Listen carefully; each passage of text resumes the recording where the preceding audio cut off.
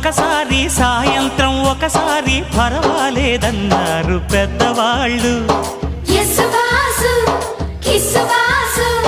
సావిట్లో ఒకసారి సందిట్లో ఒకసారి చలి కాగాలన్నారు చిన్నవాళ్ళు. కొక్కరో బంగారు కోడి ముద్దడితే ముదిరింది వేడి. పిల్లగో చూశాని నాడి అదిరింది కన్నెబాడి.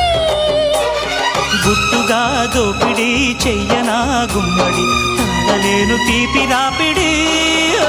నిన్నేమడగను ఎట్టాడగను ఒకసారి ఒడిలోకి రమ్మని. కుక్కు